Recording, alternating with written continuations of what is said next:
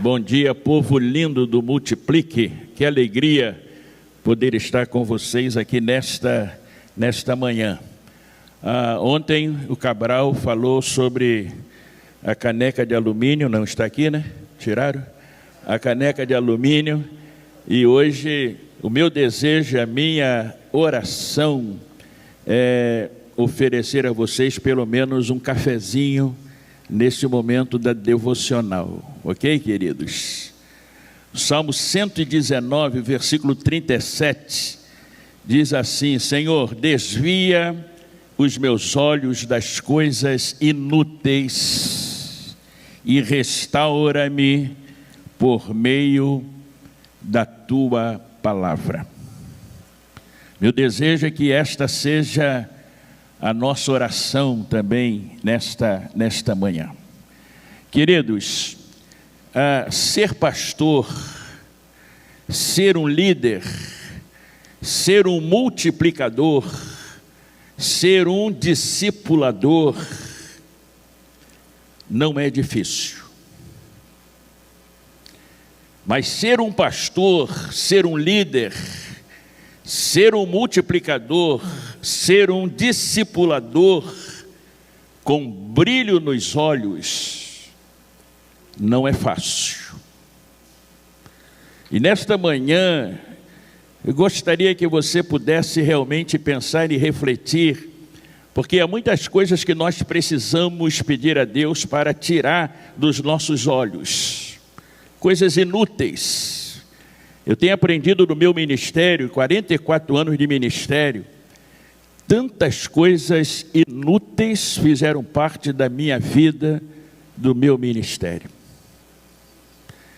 Mas ainda tem sido tempo de pedir a Deus para tirar, para desviar dos meus olhos as coisas inúteis, para que essas coisas inúteis não venham ofuscar o brilho que precisa existir, estar presente nos nossos olhos, realizar o ministério com brilho nos olhos. Brilho nos olhos é uma expressão, todos nós sabemos, é uma expressão que significa entusiasmo. Alguém tem brilho nos olhos, alguém tem um entusiasmo, alguém tem um incentivo, tem uma motivação.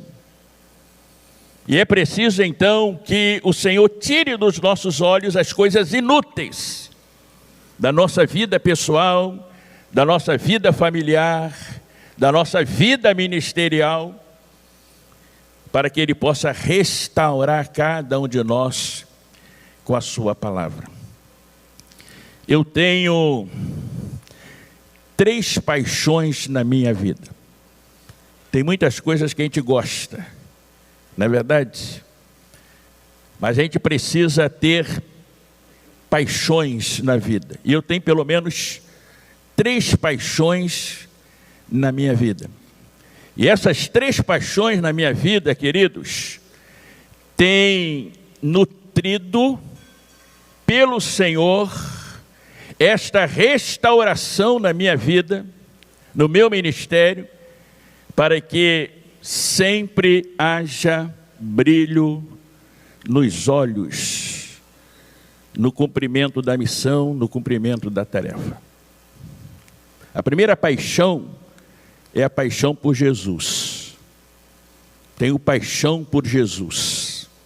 E essa paixão por Jesus, ela iniciou até pouco antes de eu nascer, porque o Senhor foi preparando o ambiente da minha casa, da minha família.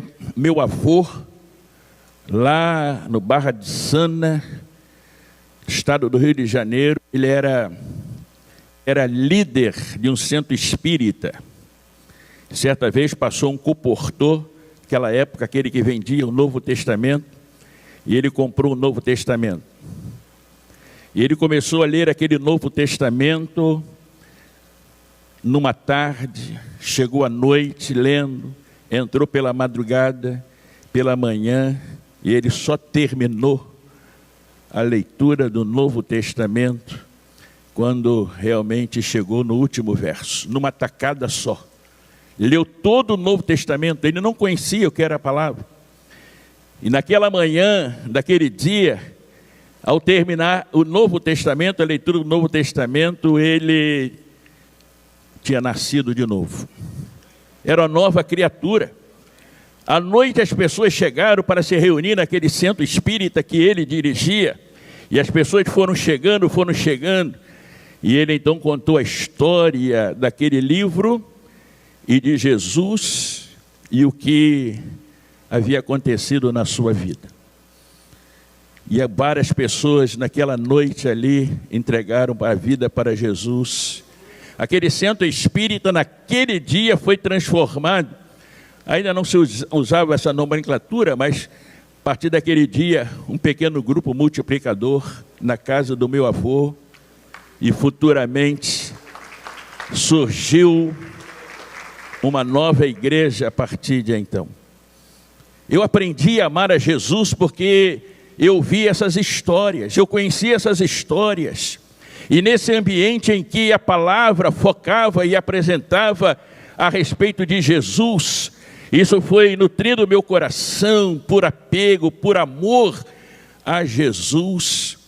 E esta tornou uma paixão na minha vida, paixão por Jesus. Amar a Jesus nutre o brilho nos nossos olhos.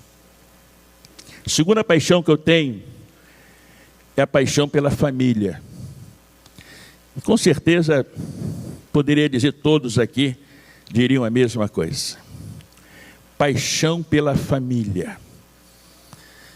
Louvo a Deus porque conheci uma jovem, que está aqui no auditório, a Irene. Fica de pé, Irene. Minha esposa. E eu a conheci, não foi no cinema, não conheci na praça, ainda que poderia, nada demais, não é verdade? Mas eu conheci Irene num projeto missionário, o chamado Promis, da Convenção Batista Fluminense. Irene, na minha vida, tem me ajudado a ter brilho nos olhos no meu ministério. E tem sido uma inspiração na nossa família e que tem ajudado a desenvolver essa paixão pela família. Irene tem várias virtudes. Eu não estou aqui para mencionar, mas são muitas as virtudes. Inclusive, o pessoal da caravana sabe, tem ninguém melhor para contar piada na viagem do que a Irene. Veio de Cabo Frio aqui contando piada. Faz um parfait, que é um doce extraordinário. Tem várias virtudes, vários predicados na obra, no reino, na igreja. Tem um projeto semanalmente com 30 crianças não crentes do bairro, não crentes. Mas eu quero dizer nesta manhã, queridos, Irene, minha esposa, que tem me ensinado tantas coisas. A maior virtude de Irene é a oração. Não existe coisa melhor no mundo do que Deus dar a você uma mulher, uma esposa de oração. Quantas vezes eu entro no quarto, depois que saio do escritório, já de noite, e encontro Irene orando. Algumas vezes, quando eu acordo de madrugada, eu acordo poucas vezes, eu encontro Irene orando. Pela manhã, não faz outra coisa que não seja orar. Isso tem dado a gente, irmãos amados, um suporte na nossa família, no meu ministério. E eu tenho essa paixão pela família, porque tem sido uma família de oração. Nesse tempo de pandemia, irmãos, foi um momento assim, para todos nós. Lives, o que vamos fazer, o que precisa fazer, planejamento, tudo mais. Irene, a primeira coisa que nós vamos fazer, live com a família, live de oração. Semanalmente, reuníamos em live com os nossos filhos, todos casados, têm as suas famílias, mas semanalmente orando, semanalmente. Primeira coisa, live de oração. Se você tiver paixão pela sua família, não é apenas um cuidado, não é apenas um interesse, mas se você tiver paixão pela família, com certeza, queridos e amados, jamais vai faltar brilho nos seus olhos, jamais vai faltar brilho para você realizar o ministério, a obra que Deus tem lhe dado. Última paixão. A última paixão que eu quero focar é a paixão pela igreja de Jesus. E que eu quero incentivar a você, 44 anos de ministério, os irmãos podem imaginar quantos percalços, lutas, problemas, aflições, dores, muitas lágrimas. 44 anos nessa caminhada. Mas nunca faltou paixão pela igreja de Jesus, amados. Nunca faltou paixão pela igreja de Jesus, porque eu aprendi e tenho aprendido até hoje. O Senhor me chamou para pastorear pessoas, gente. E sempre tenho desenvolvido um slogan no meu ministério que gente é mais importante do que as coisas.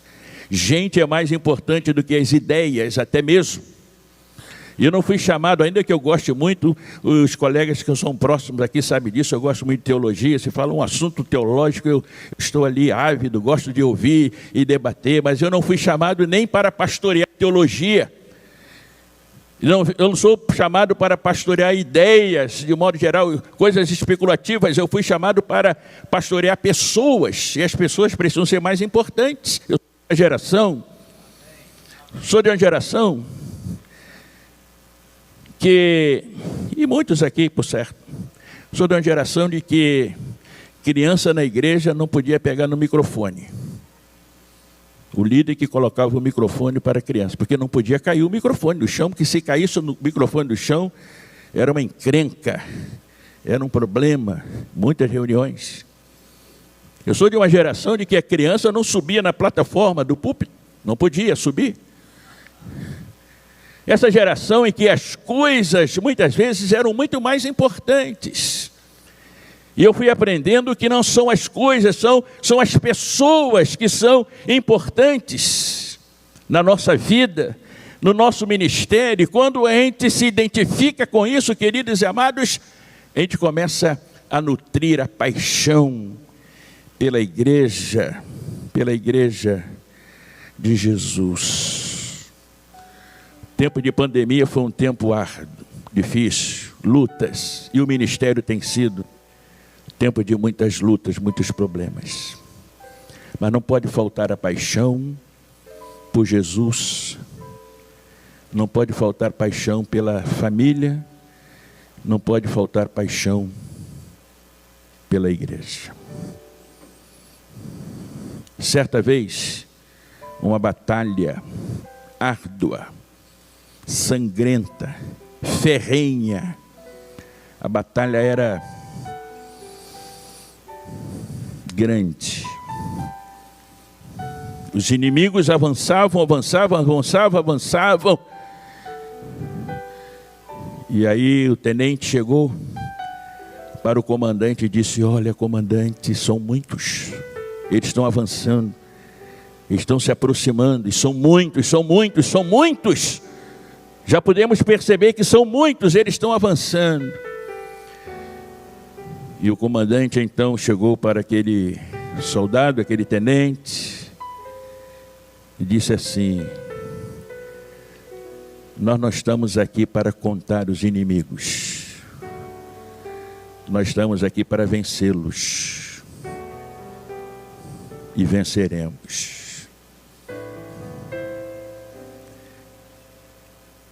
Nós não estamos aqui para contar os inimigos, sabemos da realidade deles. Mas nós estamos aqui, queridos e amados, para vencer os inimigos. Sem brilho nos olhos, enxergamos mais inimigos, mas com brilho nos olhos, enxergamos mais a vitória e o Senhor da vitória. Senhor, tira as coisas inúteis dos meus olhos e restaura-me com a tua palavra. Deus nos abençoe.